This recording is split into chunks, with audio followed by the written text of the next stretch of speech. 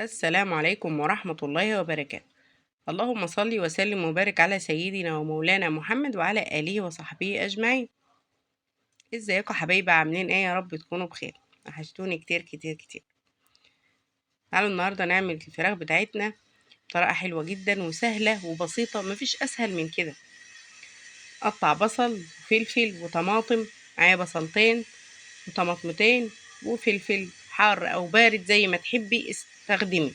عايزة تستخدمي الفلفل الحار استخدمي، عايزة تستخدمي فلفل بارد اعملي اللي تحبيه. احنا النهاردة هنشتغل بطريقة سهلة جدا، والبهارات المتاحة عندنا هنحطها وهتطلع النتيجة حلوة جدا وهتعجبك. غسلت الطماطم والبصل والفلفل بتاعي، هقطعهم دلوقتي شرايح او قطع صغيرة، برضو التقطيعة اللي تحبيها قطعيها، القطعة اللي تريحك قطعي بيها. ممكن تاخدي الخضار ده وتفرميه في الكبة، بس احنا عملنا الخلطة دي في الكبة قبل كده، فقلنا النهاردة نعمله زي ما هو كده، نسيب الخضار بتاعنا زي ما هو. هقطعه زي ما انت شايفة، وهنزل عليه بالبهارات: ملح، فلفل اسود، كمون، السبع بهارات. مش هنحط عليه حاجة تانية غير بهارات دي بس. مش هحط بقى بهارات فراخ، مش هحط توم بودر، بصل بودر، مش هحط اي كلام من ده خالص. انا مش هحط غير السبع بهارات والفلفل والكمون والملح وبس. فلفل، كمون، سبع بهارات، ورق لورا، وملح وبس. ونقلب كل الخلطة دي مع بعضها، نقلبها كويس، وننزل بالفراخ اللي احنا غسلينها ونقعينها، هنشطفها من مية النقع بتاعتها ونحطها في الخلطة دي ونقلبها كويس فيها. وبعدين هغطي الصينية بتاعتي، لو كانت الصينية بتاعتك ليها الغطا بتاعها غطيها بغطاها، مفيش غطا هتغطيها بورق الفويل زي ما انا هعمل معاكي دلوقتي. وهحطها على نار هادية على البوتاجاز، وهدي النار عليها لحد ما تستوي.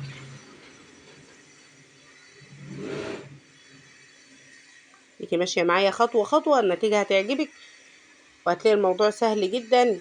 نتيجة الطعم في النهاية هيعجبك جدا.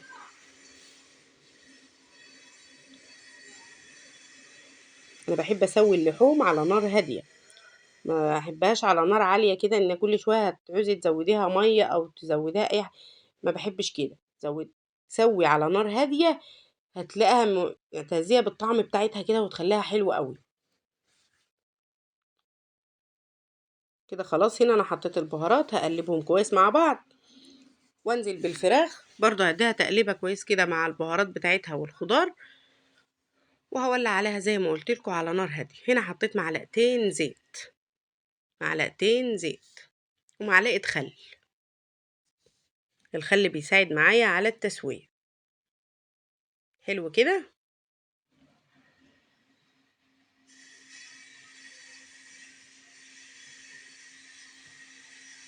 بنظبط الملح بتاعنا، ظبطي الملح، ان كنت بتحطي الملح مظبوط، لا عالي ولا واطي، ظبطيه. بتحبوا الملح واطي اعملي الملح زي ما انت بتعملي.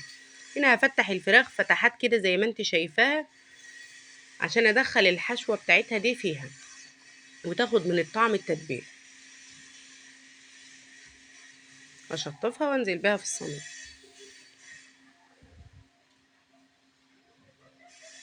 مغسولة ومنقوعة وزي الفل ما شاء الله.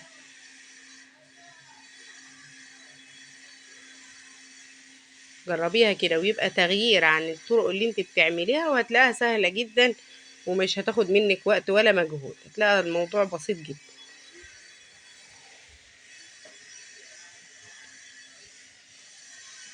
هنا هعمل دول في الصينية، وهسيب الدبابيس مع الرقب اي حاجة كده اعمل بها شوربة. ان عايزين شوربة فقلت اعمل لهم طبقين شوربة كده جنبها. هنا هغسلهم بس هدولهم شطفة، وبعدين هروح بقى اعمل بهم، هولع على الصينية الاول وبعدين نعمل الشوربة. هقلبها هنا كويس زي ما انا قلت لكم، هقلبها ادعك البصل بالطماطم كويس، وندعك الفراخ كمان معاهم، وبعدين هغطيها واحطها على النار، ونشوفها بقى مع بعض بعد ما تستوي. ونعمل صينية البطاطس بتاعتنا. احنا النهارده اكلنا سهل جدا وبسيط ومفيش فيه اي حاجه صعبه ومفيش فيه اي افتكاسات. كل الموضوع سهل جدا. مفيش اسهل من كده صينيه فراخ.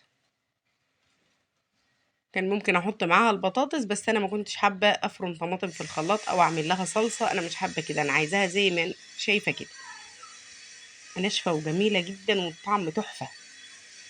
تعالوا نعمل البطاطس. اقطع بصل وفلفل، شويه زيت وعلى النار. قطعت البصل والفلفل، وطبعا مقشره البطاطس وغسلاها وهنزل بيها. انزل بالبطاطس على البصل والفلفل، بس اول ما يسخنوا معايا هنزل بقى.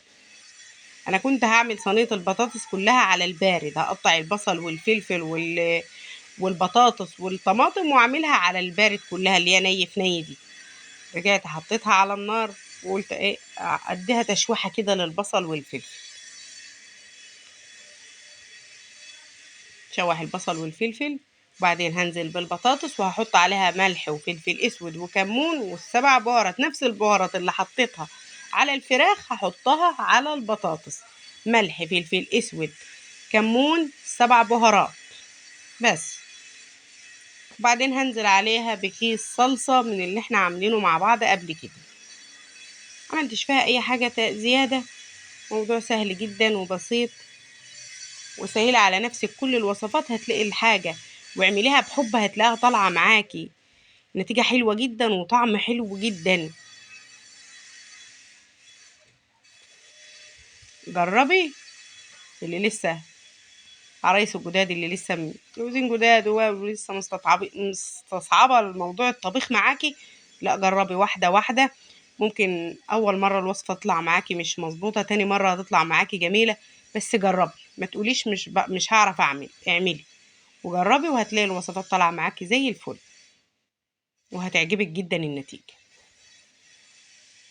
هنا نزلت بالبهارات وهحط الطماطم عليها واسيبها لحد ما تستوي ونشوفها مع بعض بعد ما استوت.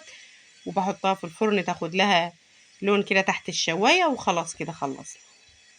طبعا هعمل الرز ابيض، وعملت الشوربة زي ما قلت لكم الدبوسين، وعملت شوية شوربة كده سهلة جدا ما فيش فيها اي حاجة.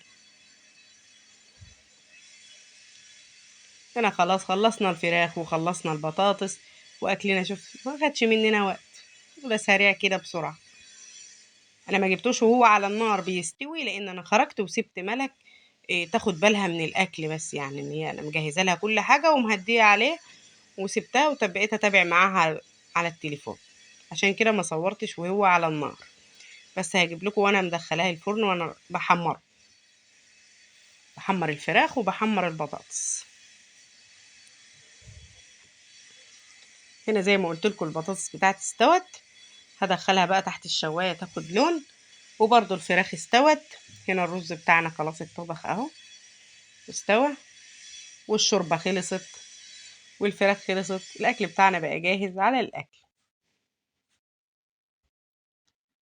كده تمام. لون الشوربه رايقه وجميله ازاي ما شاء الله. وهنا الفراخ استوت، فراخ ناشفه وزي الفل ومستويه بقى وجميله جميله تحفه، اقسم بالله الطعم كان تحفه. هنا هدخلهم بقى الفرن ياخدوا اللون بتاعهم ونشوفهم مع بعض ونشوف شكل الاكل بتاعنا بعد ما خلص.